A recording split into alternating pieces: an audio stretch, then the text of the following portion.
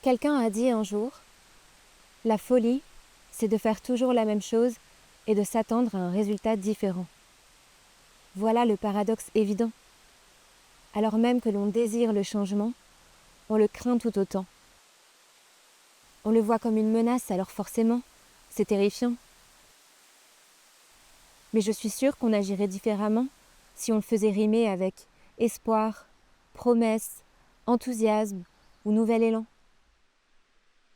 Parce qu'il y a bien des choses qu'on a envie de voir changer, là, maintenant, et pas demain, pas dans 10 ans. Alors qu'est-ce qui nous retient autant? Pourquoi rien ne change? Ou si peu, et si lentement?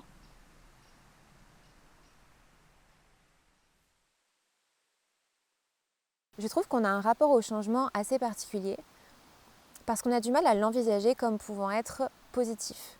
Et l'ironie là-dedans, c'est que si on nous propose le monde tel qu'il est aujourd'hui, on serait beaucoup à ne pas le désirer, à ne pas le vouloir tel qu'il est. Alors est-ce qu'on finirait par tolérer un monde dysfonctionnel simplement parce que la vision d'un futur meilleur semble trop lointaine? Ça peut sembler paradoxal, mais finalement le mécanisme du changement, c'est quelque chose d'assez simple. Il faut imaginer comme une balance où d'un côté il y aurait tout ce qui nous donne envie d'aller vers ce changement et de l'autre tout ce qui nous retient.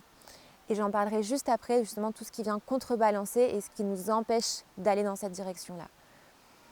Donc pour quelque part aller vers ce changement, on a 3 possibilités, c'est-à-dire que soit on va faire en sorte d'avoir plus envie d'aller vers ce changement, de le désirer encore plus fort, ou alors d'aller diminuer les peurs et les résistances qui se trouvent de l'autre côté. Il y a une 3e possibilité, mais qui celle-là serait moins souhaitable parce que ça voudrait dire qu'on serait soit dans la contrainte de ce changement, soit dans l'urgence de ce changement. Si rien ne change, c'est parce qu'on n'a tout simplement pas décidé. Parce qu'on a plus intérêt à ce que les choses ne changent pas. Parce que même si on désire ce changement, de l'autre côté, il y a des choses qui viennent contrebalancer. Parmi ces choses-là, il y a les bénéfices secondaires. C'est-à-dire que même si on désire ce changement, on a des bénéfices à rester dans la situation telle qu'elle est.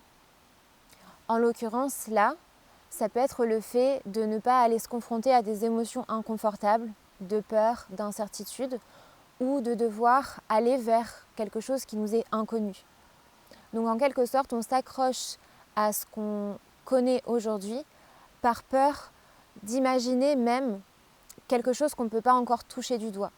C'est peut-être un peu triste à dire aussi, mais d'une certaine manière, tant qu'on arrive encore à vivre notre quotidien dans une certaine illusion de normalité, que notre confort immédiat n'est pas impacté, on peut avoir tendance à ne pas avoir suffisamment conscience de l'urgence écologique. Il y a une différence entre savoir quelque chose et véritablement l'expérimenter. C'est-à-dire que si on sait et qu'on connaît les enjeux écologiques, pour autant, tant que ça ne nous impacte pas dans notre quotidien, on peut avoir cette impression que ça reste un problème lointain, ou en tout cas pas si urgent que ça. Je parle de ce sujet-là dans une autre vidéo qui s'appelle « L'écologie ne nous concerne pas » et je vous invite à aller la regarder si vous voulez en savoir plus spécialement sur ce sujet. Donc oui, c'est important de décider de ce changement, mais il faut aussi décider de faire partie de ce changement et ne pas attendre de solutions extérieures. Parce que dans cette déresponsabilisation, on garde les avantages de nos bénéfices secondaires, comme j'ai nommé tout à l'heure, c'est-à-dire ne pas se confronter à notre peur de l'inconnu ou à notre sentiment d'impuissance, par exemple. Mais en même temps, c'est aussi ce qui nous cause parfois nos plus grands sentiments de frustration quand on désire un changement, on désire voir émerger quelque chose et finalement, les décisions qui sont prises ou les actions, elles ne vont pas dans le sens où nous, on aimerait les voir aller. Et rappelez-vous ce que je vous disais sur ce mécanisme du changement qui finalement est assez simple, où ce serait juste une balance qui penche plus d'un côté que de l'autre. Ce serait du bon sens de ne pas attendre que le changement vienne de personnes, de gouvernements ou d'entreprises qui finalement sont ceux qui dans cette équation auraient le plus à perdre, ou en tout cas auraient le moins avantage à voir que les choses puissent changer. En attendant que le changement vienne de l'extérieur, il faut aussi se demander à quel point on est complice de cette inertie, à ne pas devenir nous-mêmes les propres acteurs de ce qu'on veut voir advenir. Quand il vient d'une décision sincère, finalement le changement il semble fluide et évident. Et on ne le vit plus par contrainte, mais par choix. On se met à désirer le changement tout simplement parce qu'il est prometteur. Donc c'est une chose de décider du changement, mais il faut aussi désirer le changement. C'est aussi la manière dont on nous parle d'écologie. Parce que si les discours aujourd'hui ont pour but de nous amener à des prises de conscience et à nous mobiliser, à long terme, il nous manque une vision qui nous permet de justement se sentir inspiré. En quelque sorte, on sait ce contre quoi on se bat, mais assez peu ce que l'on veut ou vers où on va. Parce que c'est l'émotion qui nous met en mouvement, c'est l'émotion qui nous donne de l'élan.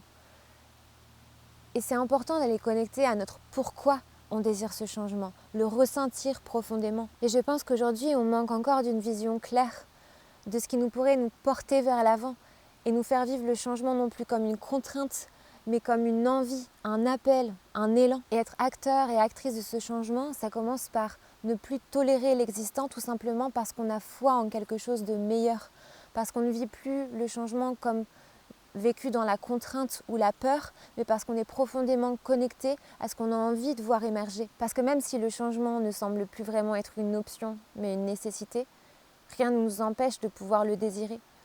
Tout simplement parce qu'on est connecté à la vision de ce qu'on a envie de créer et non plus à l'idée de ce qu'on pourrait perdre. Et qu'à se rendre compte de ça, c'est aussi se rendre à l'évidence qu'on a peut-être tout à y gagner.